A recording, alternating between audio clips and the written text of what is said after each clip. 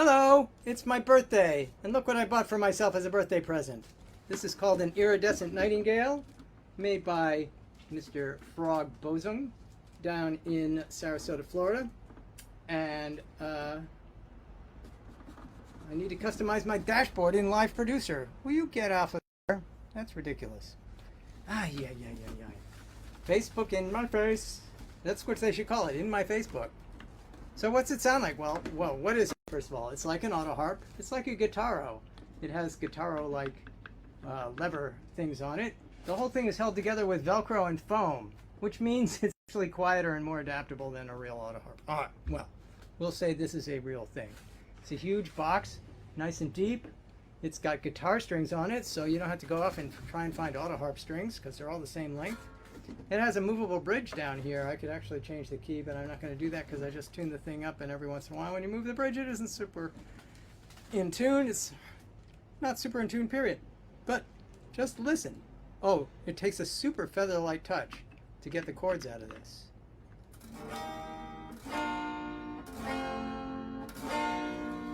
show my strumming hand. Yeah, so...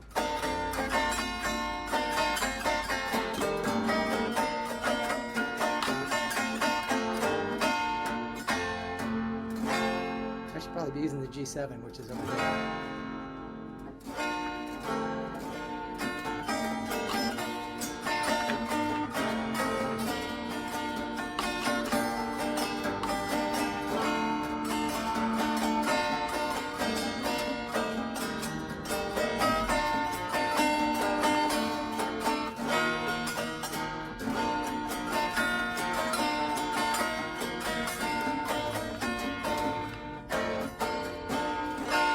It has a nice bass. It actually has a pickup built into it that I'm not using right now. This is just purely acoustic.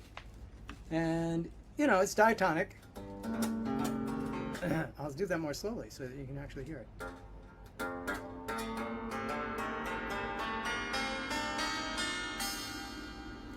Sort of,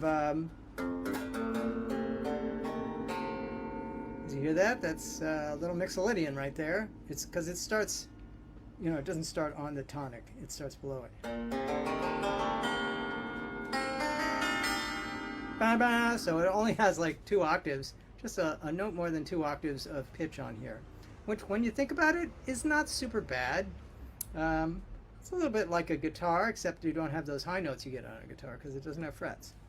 And, you know, it has a number of chord variations besides the 7 that you normally get, right? Let's see.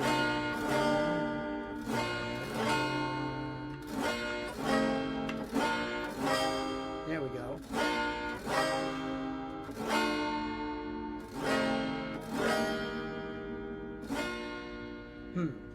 Well, anyway, I still have to find them.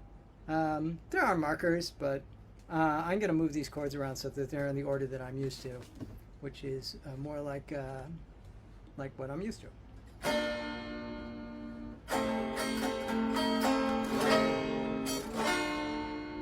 So you want to hear something, you know, if you do it all damp, it doesn't sound bad. Depends on where you damp them, of course. You get 1 or 2 notes to come out.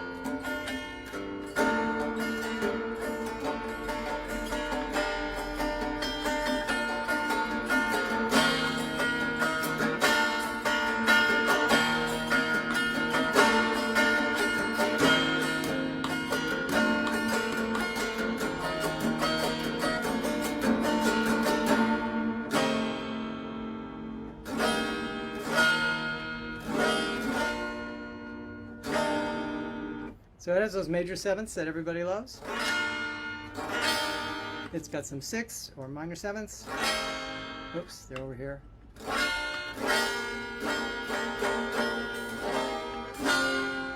Got a couple of suspendeds.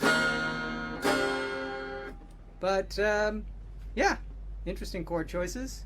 And they're very easy to change. Why? Because everything is held together with Velcro. You can make a new, you know, the chord bars are basically like these little tiny sticks of wood that you can just glue some felt onto and poke them right in. There's absolutely no fussiness about the connections. And there's like no springs. There's nothing. It's just on foam.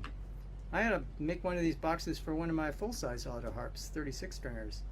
Because I mean, this is clunking a little bit here, but there could clearly just be a line of moleskin up here and it wouldn't make a single sound, squeaking or otherwise.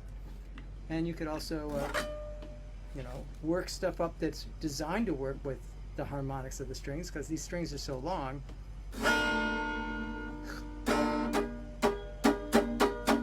See, this guy here is like roughly right on that first harmonic.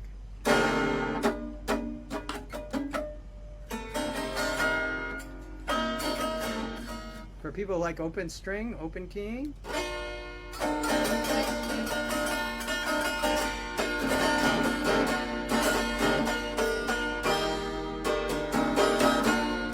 And for people who, like me, who like to do just an open strum that ends with a chord.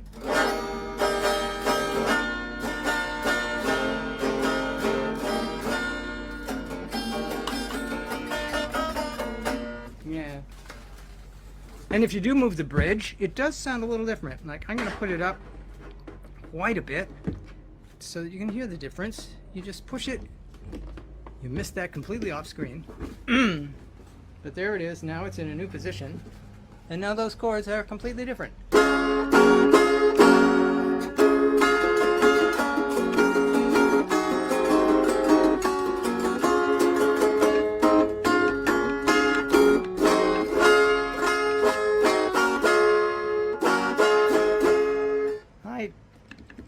Might do something with these buttons to make them lower, because they don't need to be this high. Also, I play it in my lap a lot. It's a little different to play it up. I don't know why I'm saying a lot. I got it yesterday at like 4 o'clock, so I haven't really had a lot of time with this thing.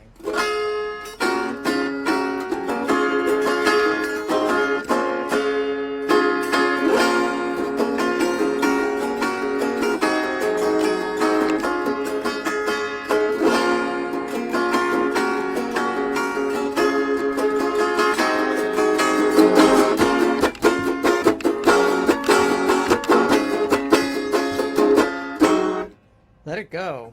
Actually, that's a little bit more like Got My Wings, but anyway.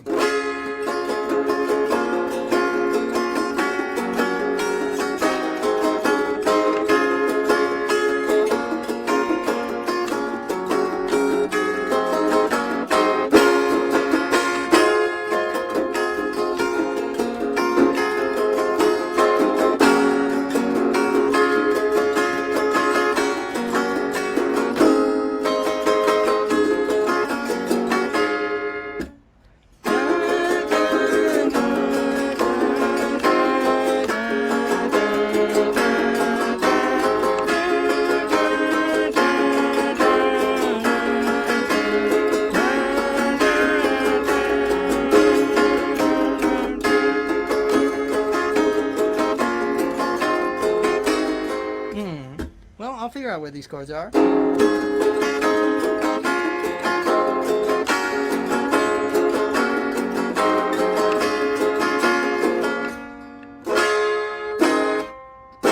I think you want a G7 or a G there. I mean, you should really call it a 5, because I don't even know what notes I'm playing here.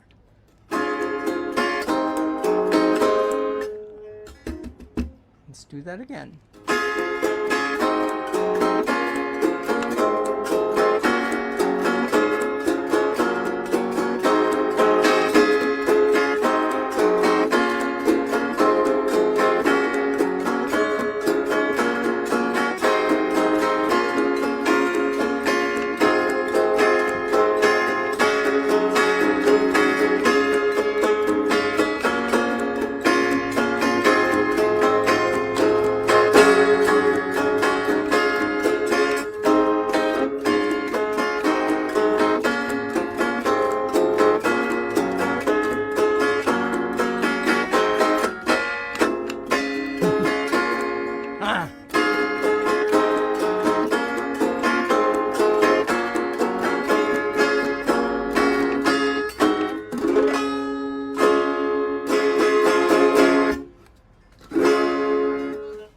bad. So, iridescent Nightingale. Tuned with guitar tuners. So you don't even need to carry around your little guitar thing. It's very, it's got a lot of thinking about what to do with an autoharp to make it into a much more adaptable instrument. And sounds funny, but it's not a sound that I don't particularly like. It doesn't sound like the swoopy stuff like, I'll go and grab a, quote, real autoharp, unquote, and give you an idea. Let's see, what do I have here? Oh, it's the yellow guy. Earth. Found by my friend Elizabeth. Oh yeah, you'll notice that I've replaced the golf tees with my own buttons because these will not destroy my fingers as I slide from chord to chord.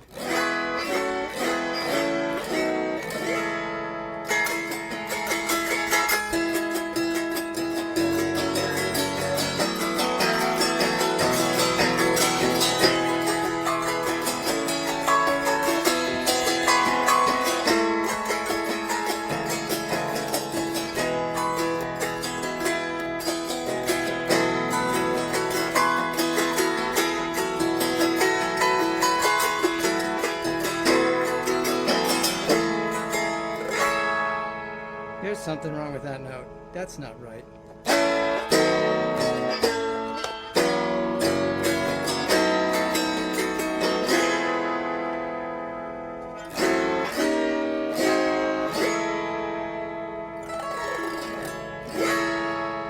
This must have a belt off or something. That's much more complicated than it should be. Because it should be...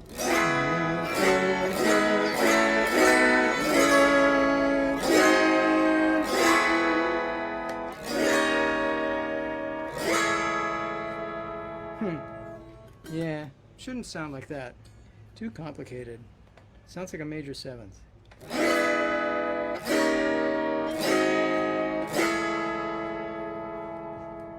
Anyway, that's this guy. But you'll notice that this has like a drone string on it, and the tuning scheme I have for the Nightingale that's like this, I will also have a drone on it. So.